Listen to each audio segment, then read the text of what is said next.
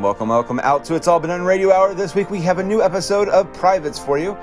Before we get to that, though, we want to tell you about It's All Been Done Presents, our wonderful parent network. It produces podcasts, written work, video, and more, and you can check it out at IABD Presents, which just got a cool new redesign. You can also check out Circle 270 Media, which this podcast is a part of, and, of course, Red Herring Theater, our new host performance space. Also, follow us on social media at IABD Presents. We're on Twitter, Facebook, and Instagram. And on Facebook, there's a separate It's All Been Done Radio Hour page. And now, without further ado, It's All Been Done Radio Hour. And now, Privates with an episode called Fellow the Money. Hello, I'm Detective Jake Cotton. I've had my ups and downs, but right now, I'm up. Dame Cordelia Bench, mother of my girlfriend, had much of her vast fortune stolen from her, and she's asked me to get it back in return for a hefty finder's fee. I'm happy to carry that load, less happy to work with her boyfriend, Frank Barry. With a case this large, I wasn't sure where to start. At the beginning, sure, but I was already in the middle, looking forward to the end.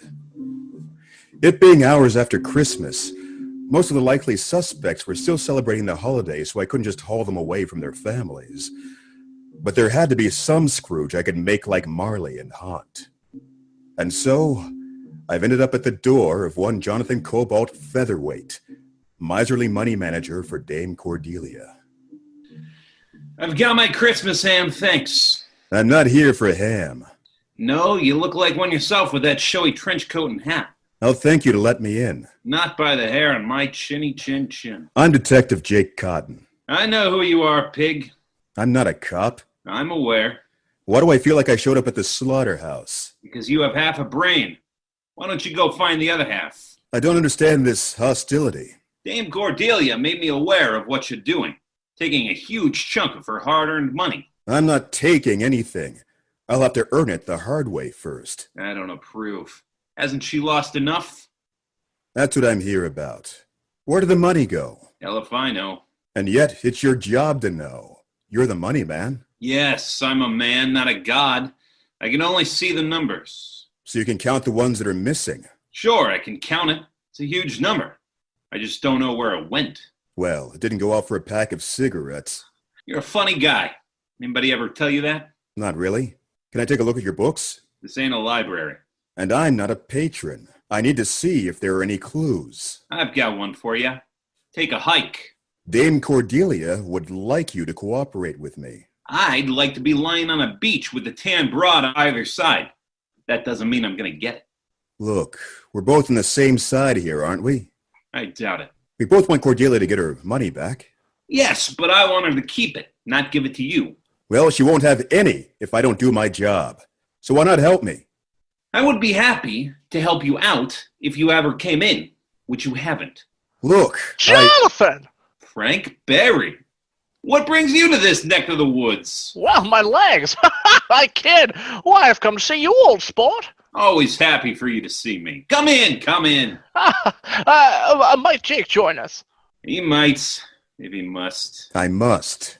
And this place is must. I don't want to offend your sensibilities, so perhaps you better just leave. I'm not falling for that, old chestnut. Oh, Jake, don't insult our friend here.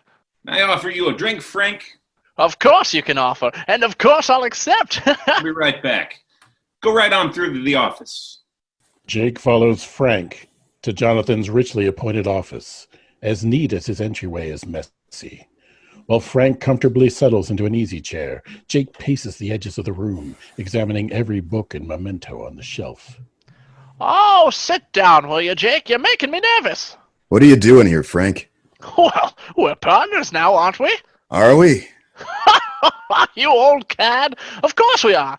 One partner might take a bit of offense that the other left without waiting for him. I wasn't sure you were coming to work. Oh, can we please call it something besides work? Oh, I hate that term. And it doesn't like you. Well, had you waited for me, Jake, I could have told you that you are barking up the wrong tree. Jonathan had nothing to do with the missing money. He's the one that seems like a dog to me. Now, save the catfight. He's just on edge because he knows you suspect him. He's a decent fellow when he's not being interrogated. I've got half a mind to take him to the edge and hold him over it. Now, that kind of attitude will only get you nowhere.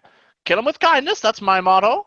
I'd like to kill him, but I've got other methods. Now, Jake. Look, Frank, you do things your way and I'll do them mine. Just don't get in my way. We have got to find a way to work together if this partnership's ever going to succeed. Or we could just put it out of its misery now. Oh, there you go, being funny again. Now, when he comes back, just follow my lead. Here you go, Frank. And I brought one for you too, Jake. You shouldn't have. This is why people don't like you, Jake Cotton. Gentlemen, please. I think you just got off on the wrong foot. I'd like to shove my right one up his... Now. We all want to help my dear, beloved Cordelia. I'll help her in any way I can. Ah, that's the spirit. Oh, and so is this. Oh, it's a nice vintage old sport. Thank you. Here, Jake.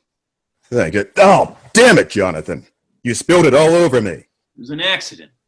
Sure it was. If I didn't... Now, might we take a tiny peek at your books, just to get acquainted with the numbers? All right, fine. I'll introduce you. Oh, wowee! I can't make heads or tails of this. You, care to explain it to me? Of course, Frank. Cordelia told me to give you everything you need. You'll see here, this is the running total. And in this column are the expenses. But every time there's an entry... the numbers don't line up. My penmanship is exact. Every line is straight. Yes, but there are missing digits. Not from me. I should break one of your digits, suggesting otherwise. I didn't say it was from you. Oh, thanks for showing us, Jonathan.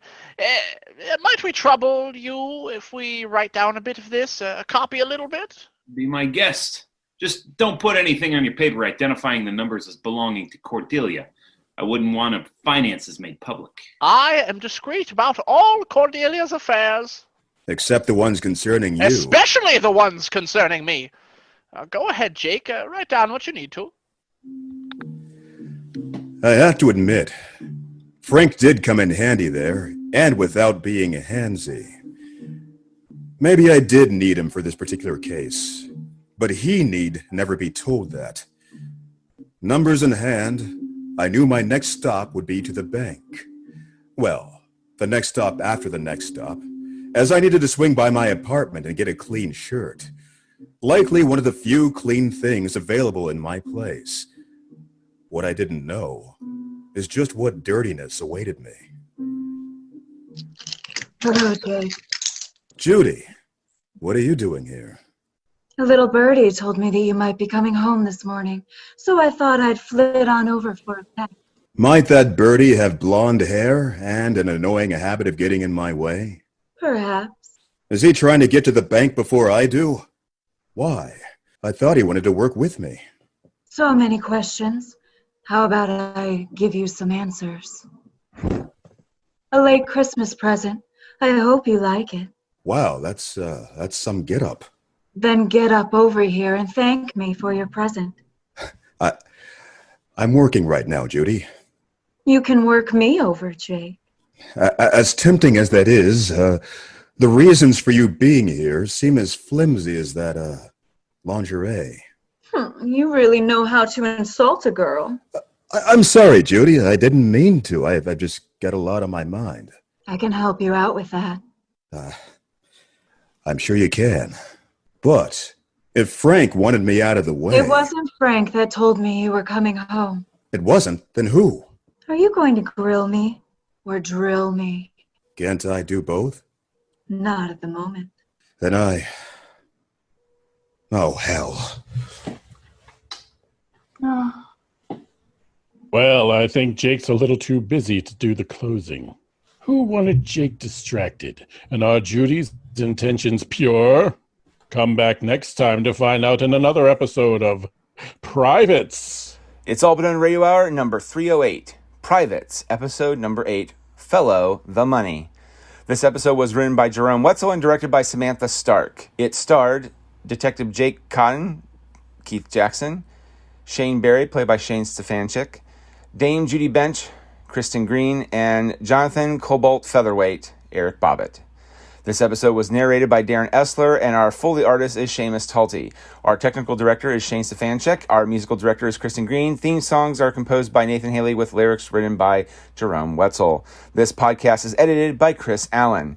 Check out our website at IABDpresents.com, and don't forget to support us at patreon.com/IABD. A mere $2 donation gets you access to past and upcoming live streams, as well as exclusive bloopers and videos. Have a great week.